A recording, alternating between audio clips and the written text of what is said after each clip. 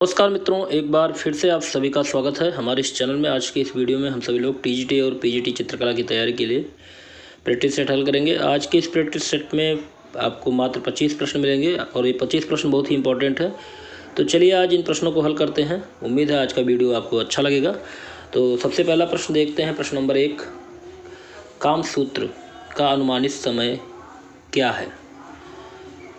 11वीं शताब्दी, या ईसा की 600 वर्ष पूर्व, या दूसरी शती ईस्वी, या ईसा से 100 वर्ष पूर्व।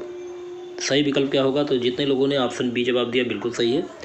ईसा से 600 ईस्वी पूर्व कामसूत्र का अनुमानित समय माना जाता है। चलिए अगला देखते हैं। प्रश्न नंबर 2, जयमंगला क्या है? जयमंगला पूछा गया है क्या है? ऑप्शन है संस्कृत का प्राचीन ग्रंथ, या देवी की प्रार्थना की पुस्तक, या यशोधर पंडित की कामसूत्र की टीका, या सौंदर्य शास्त्र का पुराना इतिहास। तो यहाँ पे बिल्कुल सही जवाब होगा ऑप्शन सी, यशोधर पंडित की कामसूत्र की टीका। चलिए अगला प्रश्न देखते हैं। प्रश्न नंबर 3, अवलोकितेश्वर कहाँ पाए जाते हैं? ऑप्शन है अजंता की गुफाओं में, एलिफेंटा की गुफाओं में, शीतलवासल की गुफाओं में, या इनमें से कोई नहीं। तो बिल्कुल सही जवाब होगा ऑप्शन ए, अजंता की गुफाओं में। अगला प्रश्न देखते हैं। प्रश्न नंबर 4, पुरी का जगन्नाथ मंदिर किसको समर्पित है?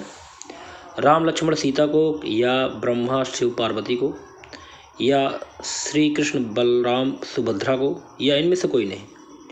तो बिल्कुल सही जवाब होगा ऑप्शन सी, श्री कृष्ण बलराम और सुभद्रा। अगला प्रश्न देखते हैं। प्रश्न नंबर 5, प्रथम बौद्ध मूर्ति कहाँ पाई गई है? गंधार में, या मथुरा में, सारनाथ में, या इनमें से कोई नहीं। तो बिल्कुल सही जवाब होगा ऑप्शन बी, मथुरा में प्रथम बौद्ध मूर्ति पाई गई है। अगला प्रश्न देखते हैं। प्रश्न नंबर 6, त्रिमूर्ति कहाँ पर स्थित है? त्रिमूर्ति ऑप्शन है अजंता की गुफाओं में, एलोरा की गुफाओं में, बाग की गुफाओं में, या एलिफेंटा की गुफाओं में। तो बिल्कुल सही जवाब होगा ऑप्शन डी, एलिफेंटा की गुफाओं में। अगला प्रश्न देखते हैं। प्रश्न नंबर 7, भारतीय कला का स्वर्ण युग कौन सा कहलाता है? भारतीय कला का स्वर्ण युग पूछा गया है। 400 से 700 शती, या 200 ईस्वी पूर्व, 400 ईस्वी पूर्व, या 700 से 1000 शती ईस्वी।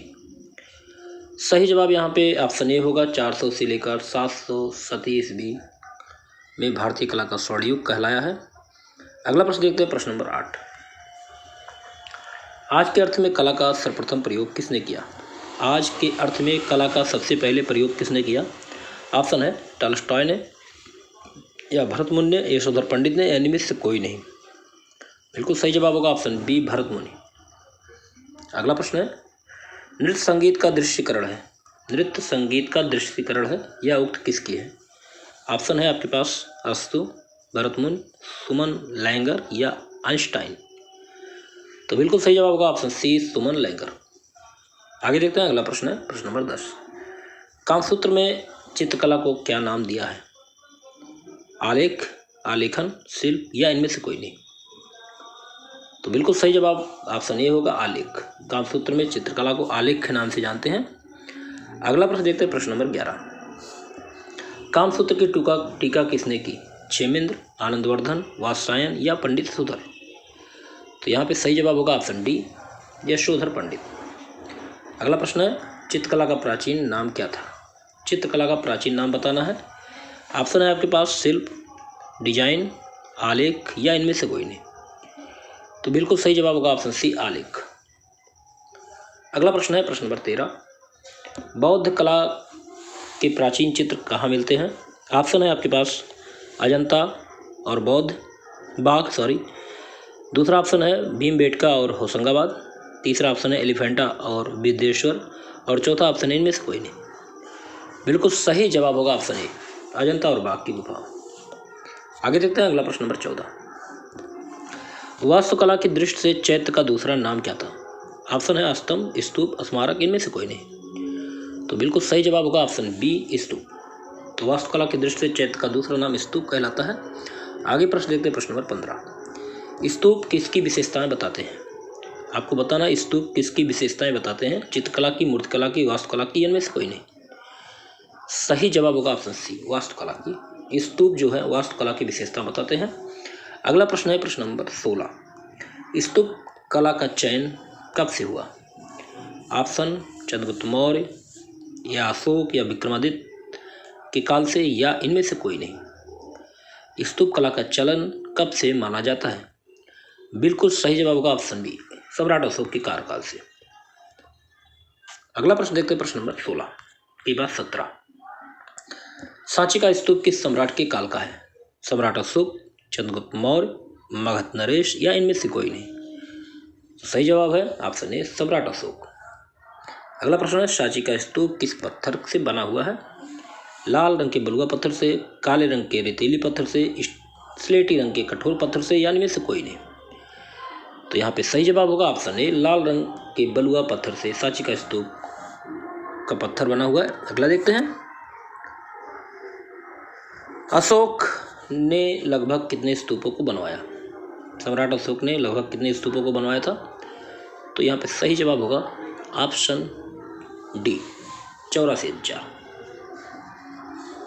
अगला प्रश्न है, भरूच का स्तूप 1973, ये 1973 नहीं, इसको 1873 देख कर लीजिए, में किसने लगवाया या किसने बनवाया? इसका पता 1873 में किसने लगाया? ऑप्शन है आपके पास सर ओलेक्जेंडर, पर्सी ब्राउन, आनंद कुमार स्वामी या इनमें से कोई नहीं। तो यहाँ पे ऑप्शन डी सही होगा, इनमें से कोई नहीं। ऑप्शन डी बिल्कुल सही है। और 1873 में सर किंगडम महोदय ने भरूच स्तूप का पता लगाया था। अगला प्रश्न देखते हैं, भरूच स्तूप किस काल का है? मौर्य काल का, गुप्त काल का, शुंग काल का या इनमें से कोई नहीं। तो सही जवाब होगा ऑप्शन सी, शुंग काल का माना जाता है। अगला प्रश्न है, गांधार शैली का मुख्य विषय क्या था? हिंदू धर्म से संबंधित है, जैन धर्म से संबंधित है, बौद्ध धर्म से संबंधित है, इनमें से कोई नहीं। तो सही जवाब होगा ऑप्शन सी, बौद्ध धर्म से संबंधित है गांधार शैली। प्रश्न नंबर 23 देखते हैं, मथुरा कला में किन धर्मों का संगम दिखाई देता है? मथुरा कला में किन धर्मों का संगम दिखाई देता है? ऑप्शन है आपके पास ब्राह्मण, जैन तथा बौद्ध। दूसरा ऑप्शन है बौद्ध, हिंदू, इस्लामिक। और तीसरा ऑप्शन है ईसाई, जैन, बौद्ध। और चौथा ऑप्शन है इनमें से कोई नहीं। तो यहाँ पे सही जवाब जान लेते हैं। सही जवाब है ऑप्शन ए, ब्राह्मण, जैन तथा बौद्ध। अगला प्रश्न है, प्रश्न नंबर 24, मथुरा की मूर्ति कला पर किसका प्रभाव दिखाई देता है? अजंता शैली का, कंपनी शैली का, गांधार शैली का, इनमें से कोई नहीं। तो मथुरा की मूर्ति कला पर जो प्रभाव दिखाई देता है वो प्रभाव है गांधार शैली का। ऑप्शन सी यहाँ पे बिल्कुल सही होगा। चलिए अगला प्रश्न देखते हैं, प्रश्न नंबर 25, गांधार मूर्ति शिल्प किस पत्थर का बना हुआ है? ऑप्शन है आपके पास काला सिलेटी पत्थर, हरा पत्थर, सफ़ेद पत्थर, लाल रेतीला पत्थर। तो बिल्कुल सही जवाब यहाँ पे होगा ऑप्शन ए, काला सिलेटी पत्थर।